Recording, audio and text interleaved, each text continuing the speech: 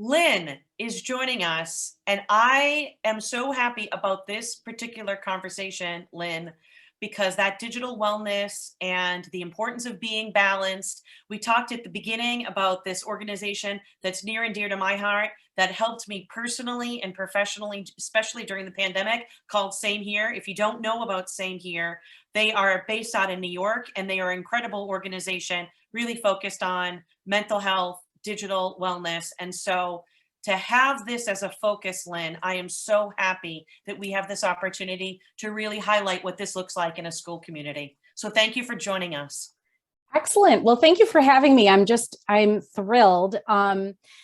This was kind of a last minute kind of nudge into the program. So I'm really excited and I was so excited to be able to be part of it. And I'll have to be honest with you, I'm feeling very, a little humbled and a little bit a fish out of water, because there's so many things that have been shared already this day that we are striving for, that I can't wait for our school district with our students to get to where I see some of the folks today, Mike and Rachel and so on. But I'm going to share with you a little bit of our journey in Greece Central School District. We're a suburb of Rochester. We have 11,000 students and 18 schools, so we're a very large suburb. And we're really kind of towards the early stages, I think, of this continuum around digital citizenship in a really concerted effort where we feel, we're really hitting the mark. So as we do that, teachers right now have many resources available to them, but there's really no guaranteed cohesive scope and sequence that we found.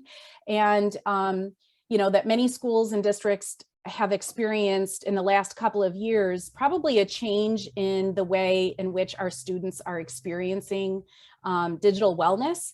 And what that looks like. I think Victoria even mentioned in the last part, just some of the challenges that maybe her school was facing as well. We've had more spillover from social media.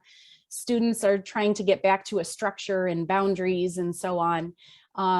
So in the beginning of the year, our superintendent came to our counseling group and our technology group and was really focusing on wanting us to address this really specifically, and encouraged us or suggested that we make some lessons for our 6th through 12th graders that all would be getting at the same time.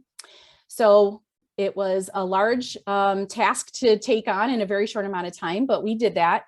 We basically took our common sense media that we have access to, especially through our Nearpod work. And we collaboratively worked on these 3 lessons. We implemented them in October and November. All of our 6th through 12th grade students received these lessons in various ways. And then we also added some parent components as well. And I have to tell you that it really didn't go swimmingly well. And I'm going to share some of the lessons that we learned and kind of where we grew from that journey, because as with everything in education, we take what we do and we refine it, and we really do action research in the moment and find out how to get better. So we gathered feedback from students, teachers, and administrators about these lessons and about the experience, and have several lessons that we've learned. So one was that with digital wellness and digital citizenship, we need to differentiate our lessons. So having the same lesson geared towards 6th graders and 12th graders did not go very well, right? 12th graders certainly have very different perspectives and needs than 6th graders do. So that was a very key learning for us. We also learned that our teachers and our administrators needed really some deep support around this work. We have teachers that are very connected and very much online and in the social media world, and they would tend to go off on bird walks and use this as an opportunity to kind of talk a lot about their personal experiences, but not really getting to the core of the lessons. And then at the other end of the spectrum, we had teachers that really are uncomfortable in the social media space and don't have a lot of experience there. So we're really sort of uncomfortable with having and leading some of the dialogue and discussion around this work.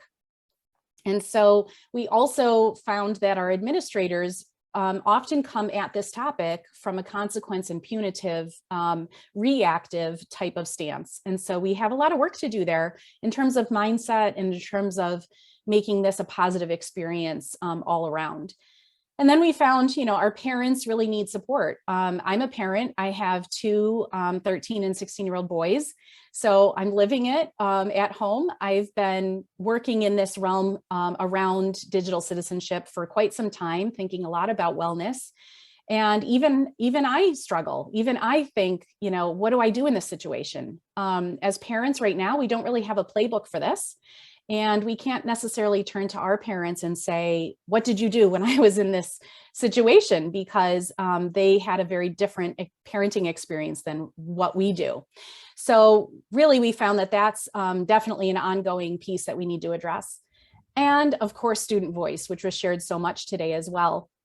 We really need to find a way to bring in that student voice throughout this work because they are living it and we need to listen to our students. So with those lessons learned, we thought, how might we continue this momentum and embed this throughout our student school experience?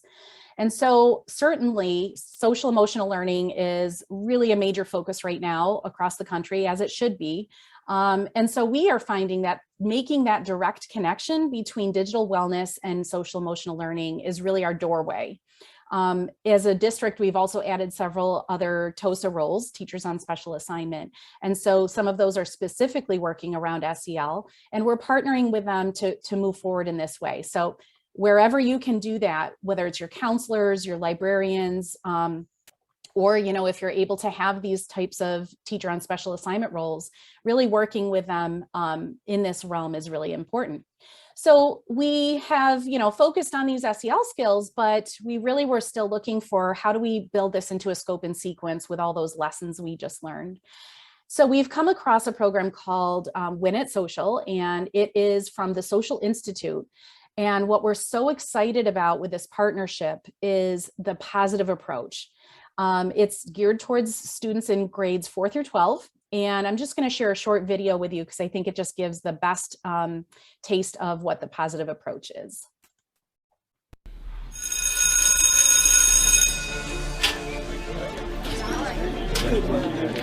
What if I told you I'm part of the biggest team in the world, but you've never heard of us? We like and post, snap and share. We're the texters, the grammars, the go-getters of this generation.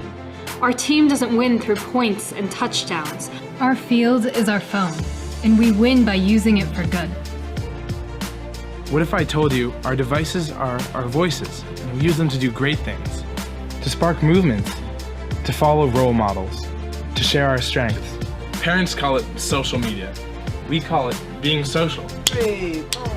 What if I told you that our team needs coaches, role models to help fill our feeds, who use their devices for good?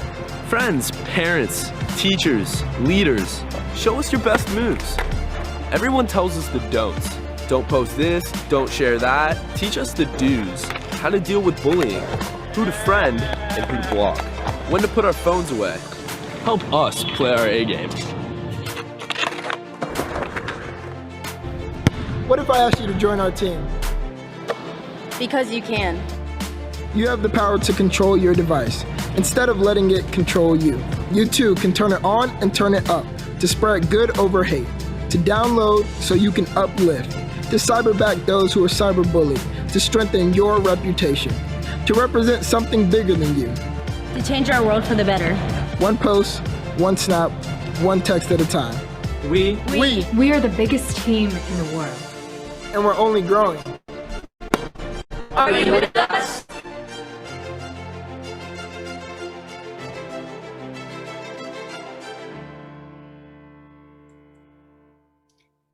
So I absolutely just love that video. Every time I watch it, and I've seen it, I don't know, hundreds of times, I still get chills because I think it is just so powerful. I see in the chat, a lot of folks are agreeing. Just really great positive approach. So I'll put the Social Institute's link in the chat as well as we continue down the road.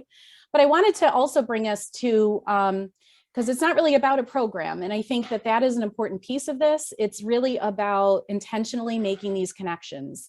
And so I have a question that I want to ask you to join me in the chat. Go ahead and jot some ideas down.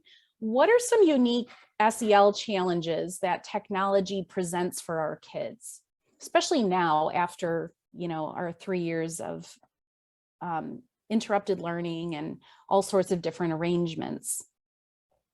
What are some thoughts around that? Some unique SEL challenges that technology presents for our kids.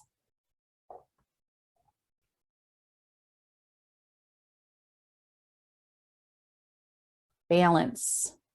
Ooh, a filter bubble. Penny, I love that term. That's interesting. Bombardment with different information and what to believe or respond to. Identifying dangerous conducts in themselves and in others. Yeah, definitely recognizing feelings. That's huge. Balance of time, understanding of the algorithms. Yeah, I think, when kids learn a little bit more about the behind the scenes, it really piques their interest and encourages them to learn more. These are awesome. Seeing the world, but feeling more isolated, applying critical thinking. Yes, Jen, completely. The research actually supports this quite a lot. Kids are on their tech alone at home quite more than maybe they used to be. Being creative, yeah. Kids just won't turn off the device, Lisa. I agree. Maybe us too sometimes, right?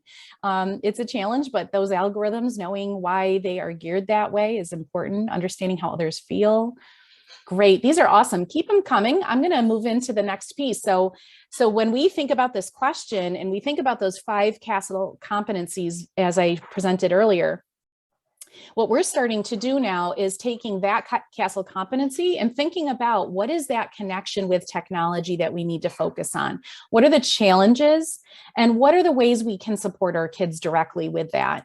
So when we think about self-management, we think about how tech can often promote this click first and think later approach, right? It really doesn't provide us a lot of time to pause and reflect and think before we share something, or, we share a video, a meme, or a story. We might not have a lot of time to pause and think and check for accuracy, do that lateral reading that we need to do.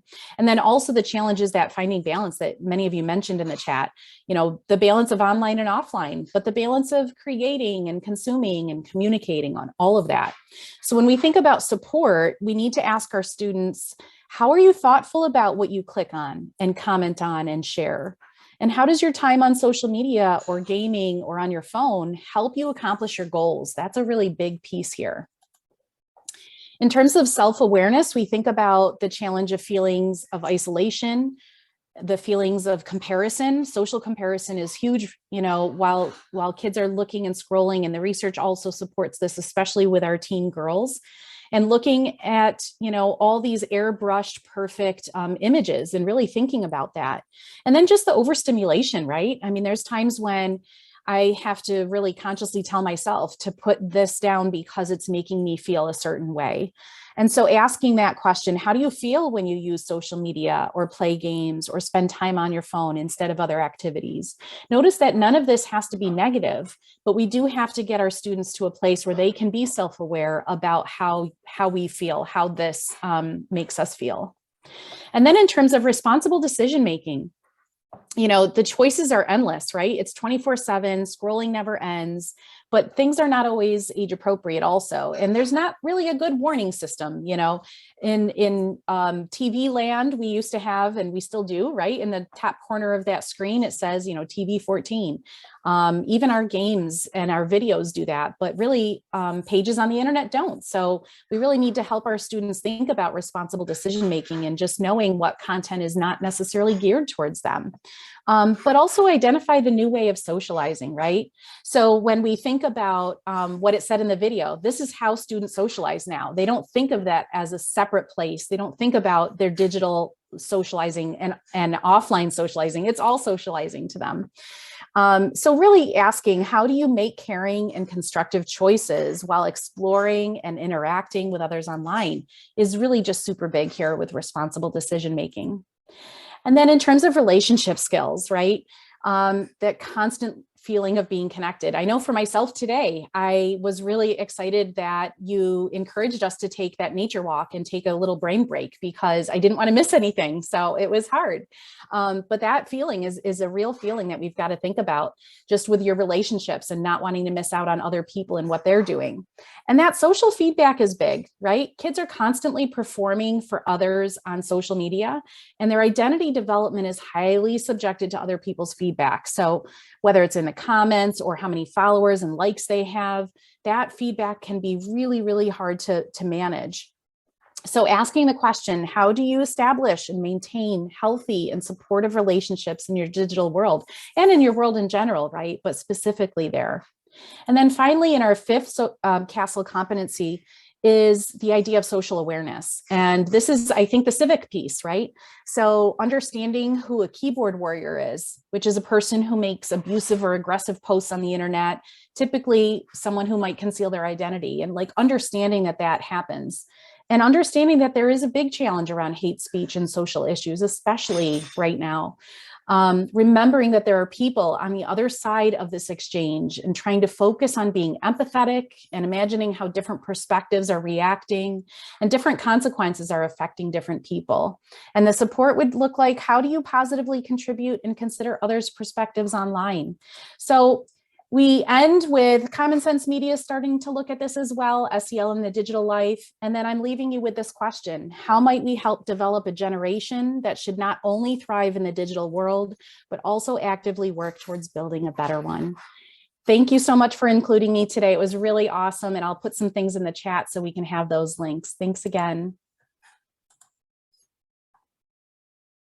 Oh, I'm on mute. Thank you. Here I am talking. Thank you so much for bringing this like on our radar, because I felt like just like the layers that we've been talking about today, just the different ways that you can embed these critical skills and lessons into all sorts of different areas, ages, contents. And so thank you for bringing up the digital wellness and the SEL today. And we look forward to continuing to learn with you. Great. Me too. Thanks. All right. Wonderful. Well, I know